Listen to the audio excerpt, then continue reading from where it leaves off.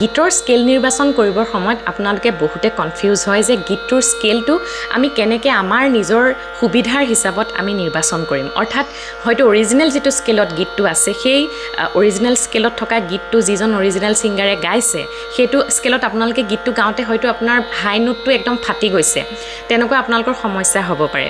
গতিকে এটা খুব ধুনীয়া চিম্পল আপোনালোকক টেকনিক মই শিকাবলৈ লৈছোঁ, যিটো টেকনিক আপোনালোকে ফ'ল' কৰিলে স্কেল নিৰ্বাচনৰ যিটো সমস্যা আছে সেই সমস্যাটো আপোনালোকৰ নাইকিয়া হ'ব।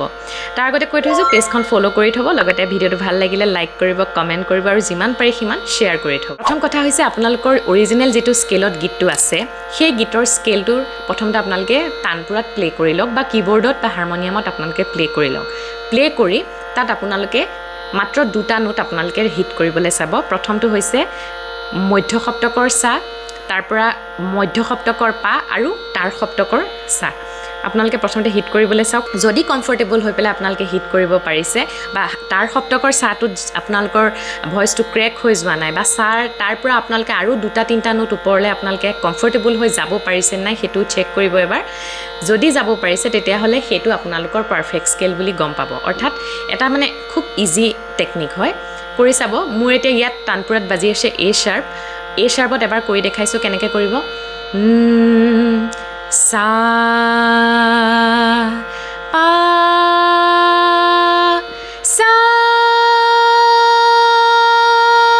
ষ্টেইন পৰা নাই, অৰ্থাৎ চাহটো মই ওপৰৰ চাহটো খুব কমফৰ্টেবল হৈ গাইছোঁ। গতিকে তাৰ পৰা যদি মই চাৰিটা নোটো ওপৰলৈ যাবলগীয়া হয় অৰ্থাৎ মই কমফৰ্টেবল হৈ যাব পাৰিম, সেইটো আপোনালোকে এবাৰ চেক কৰি ল'ব। নেক্সট তেনেকৈ মই ধৰক স্কেল এতিয়া চিলৈ নিছোঁ, চিত এবাৰ গাই শুনাইছোঁ। চিটো তেনেকৈ সা পা সা সা ৰে সা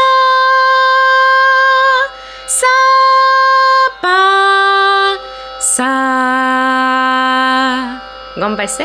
আৰু এটা কথা সদায় মনত ৰাখিব, যেতিয়া আপোনালোকে যিটো গীতে গাব নলওক কেলে সেই গীতটোৰ কোনখিনি অংশ তাৰ সপ্তকত বেছিকৈ আছে, গীতটোৰ বা কোনখিনি অংশ মন্দ্ৰ সপ্তকত বেছিকৈ আছে সেইটো এবাৰ চেক কৰি ল'ব। যদি গানটোৰ বেছিখিনি অংশ মন্দ্ৰত আছে, তাৰলৈ ইমান যোৱা নাই, তেতিয়াহ'লে সেই হিচাপে আপোনালোকে ৰিয়াজটো কৰিব, সেই হিচাপে আপোনালোকে আপোনালোকৰ স্কেলটো নিৰ্বাচন কৰিব। অৰ্থাৎ যদি বহুত বেছি হাইট নাই গীতটো, তেতিয়া আপোনালোকে নিজৰ ৰেঞ্জতকৈ অকণমান হাফ নোট আপোনালোকে ওপৰ কৰিও গালে একো প্ৰব্লেম নহয়। যদি হাইটে বেছিকৈ আছে তেতিয়াহ'লে আপোনালোকে স্কেলটো অলপ ডাউন কৰি ল'ব। কমফৰ্টেবল নিজৰ যিটো স্কেল হয় তাতকৈও হাফ নোট ডাউন কৰি ল'ব, তেতিয়া গানটো বেছি ভালকৈ পপ আপ হৈ উঠিব, বহুত ভালকৈ মানুহৰ শ্ৰোতাৰ সন্মুখত ফুটি উঠিব। গতিকে এটি সৰু সৰু টিপছ হয়, এইখিনি আপোনালোকে যদি ফ'ল' কৰে খুব বেছি উপকৃত হ'ব বুলি ভাবোঁ। লগতে এনেকুৱা ইম্পৰ্টেণ্ট দীঘলীয়া মিউজিকেল লেচনৰ বাবে কে মিউজিকেল সহায় ইউটিউব চেনেলটো এতিয়াই ছাবস্ক্ৰাইব কৰি ল'বলৈ নাপাহৰিব।